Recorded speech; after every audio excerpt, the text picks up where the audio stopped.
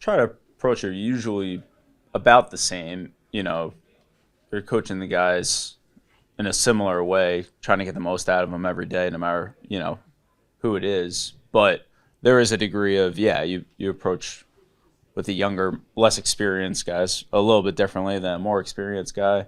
Um, you know, that's just nature of working with people, and it's every player get a chance to work with is really a blessing. That you get the opportunity to come in here, talk about football, like try to get these guys better at what they love to do and what we love to do, and it's great. And working with these guys while the other guys have been injured has been awesome in that same light of they're excited for the opportunity. I'm excited that they get the opportunity too, and let's have the best day we can every day. That's what we're trying to do, and hopefully they keep getting better and improving, and it pays off for us out on the field. How's that gone for you so far? It's been great. Marte's he's a great player for us. He obviously does a lot. Very, very smart kid. Obviously got to be smart being able to do the things that we're asking him to do. Yeah. But ask a ton of questions. Always wants to make sure that he knows where to be and how to be. Very philosophical. Wants to know what all 11 guys are doing. I believe in that. That's kind of how I was. So just being able to know where everybody's supposed to be. If somebody's got a question, he's able to answer it and able to fix the defense if it's messed up. Yeah, how often does he work with you guys at linebacker compared to safety? And you have a lot of those guys that play in the box that are technically safeties. So how do you guys kind of handle that to make sure that they know what they're doing down there? It's a collaborative effort. For me and Brian, working together, being able to have those conversations, pulling those guys together. And again, like you said, everybody kind of plays. And our defense guys play multiple spots, multiple positions. So whether it's D-line, outside linebackers, whoever it is. I got some guys who play outside too. So just being able to work with each other, I think we do a good job as far as understanding what it is that we want to do on defense, so that we're all really teaching the same thing, right? We're all speaking the same language. But anytime those guys got questions of pull us after practice or hit those questions in the film. Awesome, thank you. How do you see Sione fitting into the defense once he's healthy enough to play? Todd does a lot. He's a great player. Glad to have him back out there, anywhere and everywhere from on the ball and off the ball. He's got a lot of experience, a lot of knowledge to the game. He's played in the NFL for a while, so just having him out there, he's a great communicator. He's gonna bring a lot of positive juice, a lot of positive energy, and he's strong. Strong in the middle. He's strong outside. So he'll give us that versatility to be able to play, whether it's inside, outside, and do a lot of those multiple things that we've been able to do in the past with our linebackers. I'm curious, what have you seen from Raekwon McMillan? It seems like he's been flying around like crazy every week when he's been out there. Man, he's been great for us too, man. Really, he's always been a leader. Whenever I was playing, he was a leader. More so by example than vocally. But even with Bent being out, he's been one of the guys who's really kind of stepped up in that leadership role. Be it at practice, pulling guys after practice, doing extra drills, or getting guys to come in early or late to watch film. So he's been great for me. He's been great for our room. He's been great for our defense. Just want to continue to get him out there, let him play. Like, we got a lot of good linebackers who work well together. And he's the tip of the iceberg on that. One, I guess, kind of like football nerd thing. I just noticed that one of the few ways teams have been able to attack you guys is on those downfield in breakers, usually off play action. And from the outside perspective, I'm just I don't know how you defend that when you're trying to respect the run and then guys are flying behind you. So what are the keys to trying to get depth and make sure you can take those away in those situations? Just having better eye discipline, better recognition of where we are, within that play. Just doing a better job making guys one-dimensional. That'll eliminate a lot of that. Once we, can slow the run down, stop the run, knowing that guys are going to be able to try to do that, especially with the fronts that we're doing. But just taking the initiative on the second level, taking a little bit more pride in that. The DBs have a lot going on outside the numbers and stuff. So we've got to do a better job of providing that better presence whenever we get those opportunities in zone. So sometimes when we're in man, it's just is what it is. But just collectively, we got to do a better job on the second level, whether that's linebackers or safeties or whoever that is in that particular drop. Sorry, I just arrived. How you doing? I'm good. You? Good. A guy like Mapu, does he remind you of anybody that you've had seen and played with over the years? And how do you handle him as far as what you're trying to develop him as a hybrid player? What do you mean by that last part? Just the fact of when you're teaching him, what kind of things are you teaching him? And, because he can play anywhere on defense. What are some of the things that you're fundamentally trying to teach him? Just his progression. Again, like you said, he plays safety and he plays linebacker. He has the perfect body type for it. He's aggressive. He's a physical, very smart guy. So just kind of teaching him, where his eyes should be, the discipline, understanding the run force, and then again, just the overall, run fits, what kind of front we have in front of us, where to be. We might have this technique over here, lighter over here. So just knowing where to fit on a lot of that stuff, which he's done a really great job of that. He spends a lot of time with me, asking questions. And then, Brian does a really good job just overall as far as, making sure those guys are good on the run game, run fits. And collectively, I feel like we do a good job on the coaching staff as far as speaking the same language. So guys, I'm able to talk to, some of the DBs on certain things, and, J-Mo's able to come up and talk to some linebackers and vice versa. So just to continue to, pump fundamentals and just pump, what it is that we want to do on our defense. Yeah, you are a very smart player too. What's it like to have a football IQ of a guy like him with you? Oh, it's great. Tay is, again, I can't say how smart he is. I mean, the kid's able to, play safety. He plays linebacker. He's able to play a couple of spots for us. So, he has a lot on his plate. So to be able to, breathe in between, each play, having the recognition of knowing which position he's in and different personnel or whatever. He's done a great job so far. I know that was, his first game, but he did a hell of a job. Final one for me, just a thought on, AVP was saying that I think Drake was 6 for 6 in reading blitzes yesterday at one point in practice and everything. What have you seen from him so far in Drake as you watch him try to develop and now lead this Patriots team? The only quarterback I'm really focused on, this week is CJ. He's obviously, did what he did last year, came in and surprised a lot of guys. I don't think he's surprising anybody by the way that he's playing this year. Being able to take advantage of all the weapons and tools that he's got on that Houston Texans offense. So, my mind's kind of been, down in that hole right now, just get my guys prepared for him. Smart dude. He's going to take what you give him. He's not going to, force the issues. You see a lot of young guys, trying to extend plays, trying to do maybe a little bit more than what they need to. But, CJ's level-headed. He'll take the profit, take what you give him. But at the same time, he can be aggressive when he wants to be. He has a great arm. Again, he has great skill players, and they do a good job of, scheming things up for those guys and putting those guys in windows and in positions that they're able to capitalize off of.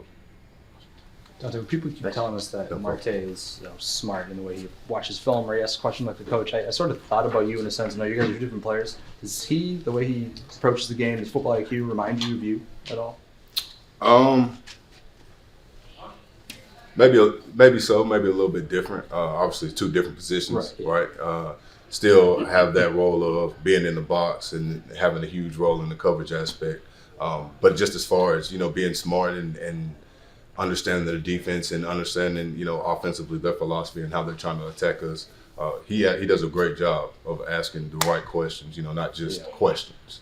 You know what I mean? He wants to know, what the offense is doing, how we're going to stop them. If they do this, what's the alternate? So, he's ahead of the curve on that. And again, you mentioned that he watches film a ton. So there'll be times where we're in meetings and we'll come out late at night and, Tay's still here. He just finished ice tubbing and watching film. So he's the kind of guy that, that you want guys to gravitate to, which a lot of guys have guys are bringing guys with, So watching extra film, doing all the extra stuff, like all the guys that we're leaning on to take that next step, they're starting to do. They're doing that. He's a second-year player. That sounds pretty impressive. Absolutely. And from what I know, I wasn't here last year, but he's the same guy. He was the same guy then, just wanting to learn, wanting to know more. And I think he's done a really good job this year as far as digesting the stuff that we're giving him in such a short amount of time. Being on the field, and he's handled those responsibilities great. As a former player, question, guys. missed basically after all of training camp, what does that say about him to be able to come in and basically practice 3 times and then go out there and play the whole game? I just think that just shows his work ethic. He obviously had the same work ethic, off season, up to this point. And he literally takes advantage of the mental reps, not being in practice and still learning and still able to get better, so to speak. We always say you either get better or you get worse. And, he didn't take that time that, he was away, for granted. He wasn't just, away from football. You know what I mean? He was one of the guys who always had his iPad, always asking questions. I sat down and met with him in the spring and, gave him my number, and he'd shoot me text messages asking about questions about coverages up fronts and stuff. So when you got a guy like that who's dedicated and wants to win, but more or less wants to progress and wants to get better, that's always great. And I tell linebackers every day, how much I appreciate them and show that gratitude because they come in every day with a great attitude, wanting to get better. Have a bad day or this day, they come in with even more juice, less mental error. So whenever you got a room like that, I'm excited, I'm pleased, and as a first year coach, that sets my standard. Like I have high standards, playing the position, playing here. I know what it means to be a New England Patriot linebacker. So that only elevates things and it makes things a lot easier. Thanks. Caroline, I'll leave you out. Just real quick, a couple weeks ago, you mentioned you and Vinny DePalma kind of have a working relationship on game day. Did you know him before this year? And what did you see from him kind of growing as a young coach that's just starting out his career? I didn't know Vinny, before he got here, before we met here. Yeah. But I will say that the kid's smart. Again, when you talk about Marte, he's that version in the coaching aspect. He's always asking questions and, whether it's, asking me about, how I see things as a linebacker or about run fits. He's asking J-Mo about run fits. He's asking, DC about certain stuff. So you can tell that he's a guy who's ready to learn, who's willing to learn. And, I rely on him for a lot of things. And he pulls through for me every time. So he's been great for me. The linebacker room has been great for me, but Vinny's been great for me too. So I've had this. My first year's been, so far, it's been good as far as getting in, learning how to coach, learning what's expected from a coach, and then being able to use my tools. If I don't know something, I know how to do something. I know I can lean on Vinny or I can lean on DC or somebody, and that's been great for me. Cool, appreciate that. No problem. Thank you. Push the pocket, so just was pleased with what he did last week. And when it comes to rushing the passer off play action, I think Daniel Kawhi's sack actually came on the play action. What are the keys to making sure you win in those reps? Because it seems like it's tough, obviously, when you're trying to read, run, or pass and still get after the quarterback. Yeah, couple things, right? Like, how well do you read your key and can you get into a transition rush? And on his, we had a movement on, and he did a good job with his technique on being able to, have great footwork, beat the hands inside, and all of a sudden, drill work, carry it over in the field. And so it's just, it's a correlation of things. So. I guess the last thing for me, just one more. Yeah. How have you felt about the run defense overall? Because I know you've been mixing new guys in there. Some weeks you have guys, some weeks you don't. But how have you felt about their performance the last few weeks? Yeah, like we've done some good things, and then there's, a play or two where something breaks down, all right? It's just like containing the quarterback.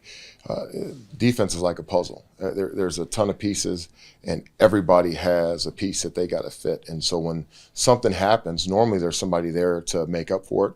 And on some of those instances where it wasn't clean, right, they hit a couple runs. But, we definitely want to be better and more consistently. I mean, we never want to give up a 100-yard rusher.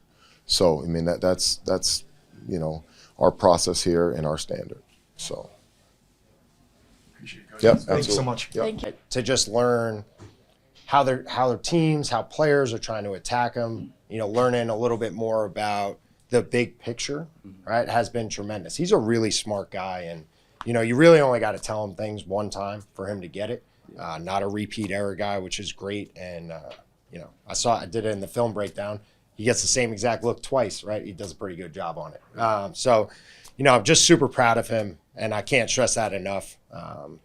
His growth, his consistency, and how humble he is as a person.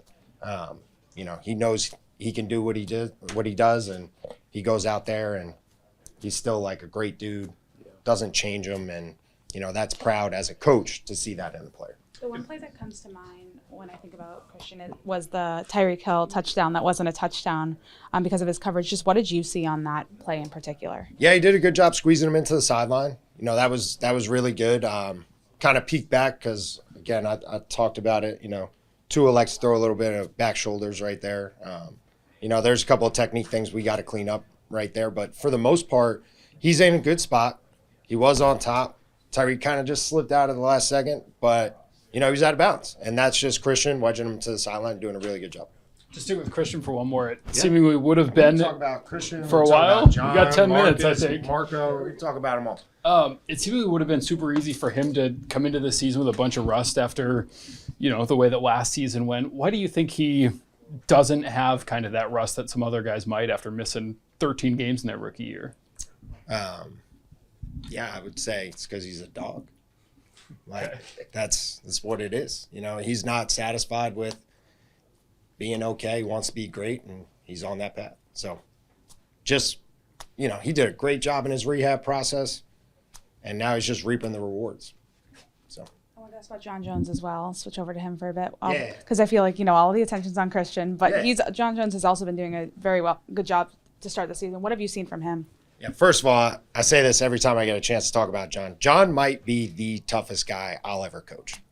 Just flat out, this dude is the toughest guy.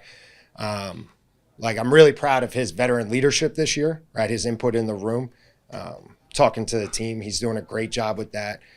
Me and him have been in this for a while together. So, every conversation I have with John is special. That's really my guy. He's a great dude, great person. When you look at him, things that he's done on and off the field, he's just an impressive individual. This guy's always learning something new. His brain is a sponge. He's just a great dude, very impressive, and, super proud that I get to work with him. What makes him the toughest guy you've ever coached? Well, if you remember correctly, 2019, he makes a play in the end zone, right, away from the lighthouse. He tears his rotator cuff. He goes on IR. But John went out onto the field for the next series, tried to played with one arm, and then was like, I don't think I can do this. Yeah, no shit, you can't do it, right? Your arm is not in its socket, okay? But he's a tough guy, and that's just his mentality. That's how he was raised. So kudos to his family, right? The way they raised him, they raised a very tough, old school football player, right? So that's just who he is as a person, and I love working with him. One of the younger guys in your room, Isaiah Bolden, gets added to the roster a couple weeks ago. Yeah. Just kind of how's his progress been throughout the season and the last couple of weeks since he got put back on the active roster?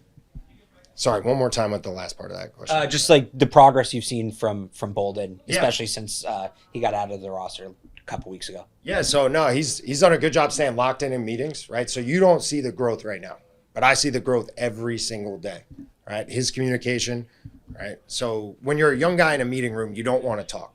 So last year, you don't really want to talk. You're a little timid.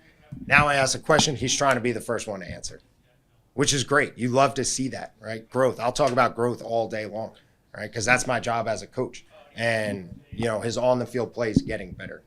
So I would say to you, right, just because you don't see it, he's getting better every single day. What do you think sparked that change where now he's like you said, the first one trying to answer questions and being more communicative? I just think it comes with growing up in the NFL, and now I've seen this, right? I saw this last year. Okay, I saw this OTAs. I saw this training camp.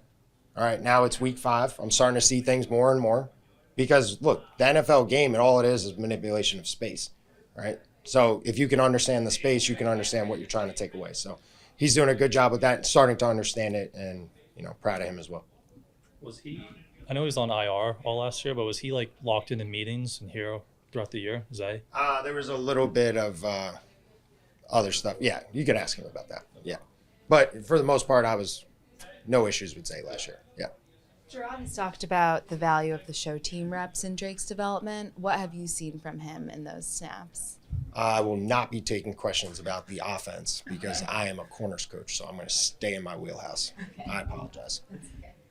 Can I ask you about Houston's offense? Absolutely. Right? Yeah. CJ Stroud's really good. Okay, let's just put that one out there. I want to ask you about one of his receivers, Stephon Diggs, who you guys are obviously familiar with from his time in Buffalo. Have you seen his game maybe change through his first month in Houston? Yeah, he's still really good. So from that, it's just really where they put him in the offense. I know he could do some things that he's not necessarily doing over there. With Nico Collins being out, he could play a little bit more backside. He could play in the slot. Look, this guy is just flat out good football player, right? He's physical. He's savvy. You know, he's still got his speed. He's quick. I mean, he's a good football player, and he can catch the ball. So it's going to be a good game on Sunday, right? We get excited about these opportunities. I know he always – well, I hope he gets excited to play against us, right? Because we've had good battles, and, you know, he's a great football player, and I respect him very much in his ability, what he can do on the football field. How'd you like manning that telestrator the other day? Man, I was really good at that. Did you see that? I did. All right. No, it was fun. Think you might do some TV in your future with some of that? I don't know. I'm just focused on being a good ball coach. And not talking quarterbacks? Definitely not talking quarterbacks. Definitely not talking about the offense. Mm-hmm. Yeah, but if anybody wants to talk about defense or Houston more, I'm glad to do that. Tank Dell. Tank Dell. Oof, man, explosive, right? Yeah. Like when you watch this guy, unfortunately he got injured last year, right? But bounced back strong. Another guy we talked about, right? Like, you know, Gonzo coming back from an injury. I think Tank's done a great job coming back from injury, right? Definitely notice him out on the football field. His explosiveness, his ability to get in and out of breaks, you know, is a good player to go against as well. They're, you know, the fundamentals of that and things that are going to show up. Like, this is another quarterback that really makes a lot of money outside the pocket. So we got to make sure we stay consistent with it, keep our fundamentals in place, and collapse that pocket, make that quarterback feel the rush, again, without letting him get out to either direction, because he's dangerous no matter where he is on the field. It feels like Anthony Jennings is an underrated part of that.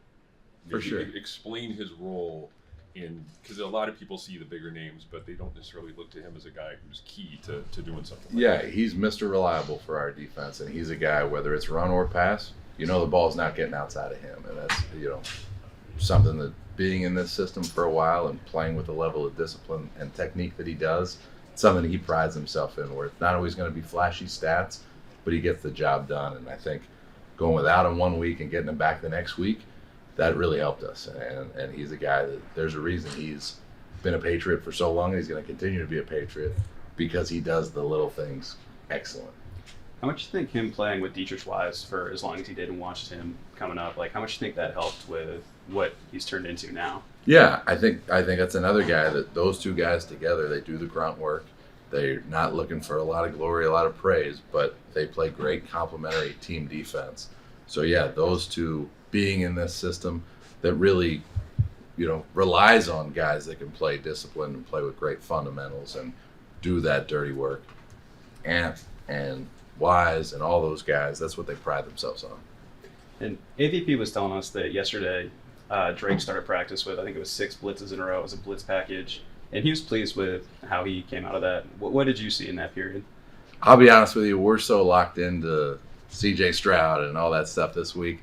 I haven't really been evaluating our offense. Understandably so. But yeah, I think, you know, we got enough of a challenge with one quarterback this week. You don't have to worry about any others. Like CJ Stroud is talking about a guy that handles everything you throw at him really well. He's a great quarterback. So our full attention's been on that guy. How has Joe been at playing CJ in practice thus far? Good. I mean, you know, you see a lot of being able to break the pocket, being able to throw on the run, being able to get the ball downfield to some deep threats. I think that we're getting a good look at this guy. Obviously, when you get in the game, it's a different story. Right. This guy's a Pro Bowl, jumped into the league as an elite quarterback. So I think, like, we got to be ready for anything with this guy. And he's got weapons around him, got a good run game, got a good play-action game. And really, they do a good job. Bobby Slowik and the offense there do a good job setting them up for success. And you've seen from year 1 to year 2 that continue to grow. They're the #1 passing offense in the league. There's a reason that they're moving the ball so well. Thanks, Drew. Yeah, good to see you. Yeah, sure. Drew, speaking of slow, each week as you guys see these West Coast offenses, they all have their own different twists, and obviously the play caller has a lot to do with that. Kyle, versus McDaniel. Now you get Sloak. What makes his play calling approach so different? Yeah, just watching the body of work since he got there, the 2 years, it's a guy that really builds that offense around the strengths of that offense, and the quarterback is really the biggest strength of all.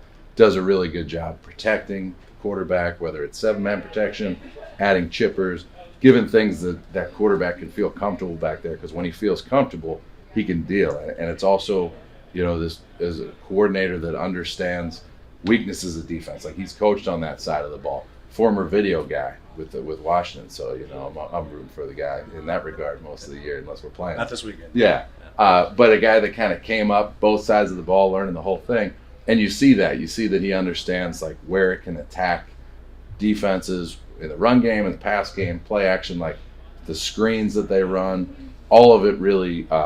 It's a well-balanced offense, and I think one of the great play callers in this league, and he's in the second year doing it, but you feel the effect that he has on a game. You alluded to the screens that they run. Is this as good a screen game as you faced through 6 years? Yeah, and I think it's when they're called. I think they run them very well. They execute them really well. And it's just an offense that already has you off balance. And I think that's, again, a credit to the quarterback and the play caller that, their pass game and their run game are no joke. So that when you add the screens in there with it, it's something you got to account for. Drew, what strikes you about Marte Mapu? I know he's not in your room. Yeah. But I tell you, the first thing is that he's a guy that could be in a lot of different rooms and be effective. He's got great size, great speed. But the thing I would say that probably impressed everybody in the building is how first game really coming back, how he communicated, how he was really able to operate and do a lot of different things for us. Like, you would take 11 guys like that on a team, and we have a lot of guys like that on our team that communicate, that work well together, and really play a tough physical brand of football. And he's one of those guys for sure. Different note, AVP mentioned to us a couple minutes ago, good on good blitz period you guys opened practice with yesterday. I don't know, were you asked about this already? Oh, yeah. Okay, yeah. So what did you see, like start to finish, of what was happening there? Yeah, I thought we had some good blitzes. I think we, definitely, you like that period because you get to blitz six times in a row. But yeah, it's a good period. I would say, like, as far as what we're going against that period and other periods, like, CJ Stroud's enough to worry about this week. We haven't been too locked in on our offense. Yeah. But anything you've seen from Drake in that regard? I know you've talked about he's got like a rare trait in terms of just the processing protections from the scout team quarterbacks that he's simulating. Like, did you see that yesterday when that was unfolding or anything? Yeah, I think overall, I wouldn't really speak to yesterday as much, just because that period, like when it's us against them, like it's about us in those periods. So I wouldn't really speak to yesterday, but I mean, he's got all of our full backing, full support. I think we're all on record of being excited. Different note too. This is a little trickier. The stuff that you brought in, or as a staff incorporated from Baltimore, the new pressure stuff that's new here. How much have you guys dipped into that? Because I'm watching and I'm like, I don't know how much is like still unused, I guess. Yeah, I think. Well, first off, I'd say it was a collaboration with everybody. It wasn't really one stuff from here, one stuff from there. It's kind of sitting in the room with every area and combining that. What I think we would look forward to is getting into situations and getting into games where we can pin our ears back and really be in positions with a lead, with a 2-score lead, to be able to do that. So we're optimistic that we can get in those situations moving forward and be able to show more of that stuff, because it's like it's hard to do those things in tight games, in games where it necessarily hasn't played out that way. Right. I think we would look forward to getting up on people and being able to do some of that stuff, because ultimately when you're in tight games, when you're in games maybe you're playing lower scoring tight games, it ends up being a lot more technique, fundamentals, things like that. But I mean, it's whether it was anything that was different or anything like that, I think it's you want to build the lead, keep the lead, and be able to get after people, and that's what we got to do. We got to start fast, finish strong, and keep attacking that. Yeah, I know the guys who've been here for like 8 years were pumped because they hadn't run new stuff in forever. So they were telling me a couple weeks ago. Okay. This stuff is cool, and I was like, all right, I'm waiting. So you'd obviously be familiar, not trying to tip any hands. I'm just kind of curious from my own home being like, there was one pressure you guys ran twice at San Francisco that I know got home in the red zone. And I think there was another third down. Right. And I was like, maybe that was it. But obviously, Yeah, you know better than I do. I think like any of that, like our 4-man rush, like any of that stuff, the aggression and all that ticks up when you've held people's score down and you got a little bit of a lead and you can go. tee off. So I think you're not going to see as much of that Okay. in games where you're fighting. Yeah, I'm So. hoping soon. Yep, let's Appreciate go. it, man. All right, good seeing you. I just wanted to ask you, just talking to some of the guys about containing the quarterback in the pocket, Yeah, and yeah. sort of working on that. I've been talking to some of the guys about that too. I bet. From outside looking in, we're just trying to understand what's going on. Because we're not coaches, we're not players. So For sure. Just what would you say is like sort of the coaching points that you guys go over, and like. Some of them have said it's maybe a little bit different than what they've done here in the past. So, like, what are some of those differences, if you know? Yeah, I mean, I think the first thing you see as a coach is you recognize, okay, playing some quarterbacks that got out on us, and like as a coach, it's our job to fix that and go attack those details. And the encouraging thing for us is in the last game, we were better at it. Like quarterbacks are going to be able to, get out high sometimes as long as we contain it. But like we were able to bottle these quarterbacks up for the most part, this quarterback up in the last game. And that's something we got to build on. And that's something that's encouraging that's something we emphasized. And they did a good job with that. And I think when it comes to containing quarterbacks, it's really about fundamentals, right? It's about what our get off looks like, what our separation looks like, being able to shed blocks and react to the quarterback and retrace to the line of scrimmage, things like that. So it's nothing new. It's nothing fancy. It's football. As long as football's been being played with a 4-man rush, like we got to be able to play with disciplined rush. And when we do that, we collapse the pocket and make the quarterback feel us. That's when we can get off and go make plays, which you saw Uche made the last game. Yeah. Quarterback tried to get out, couldn't because he had disciplined rush, stepped up, he was able to retrace and get the sack. So I think the encouraging part of where we're at now is, hey, we've seen it. We've seen teams attack our edges in drop back pass, getting out of there. Yeah. Now we got to fix it, and they've answered the call. Yeah, there was a couple of plays too. Oh, okay, yeah, no problem. Cool. I'll talk to you next All time. right, man. Good seeing you.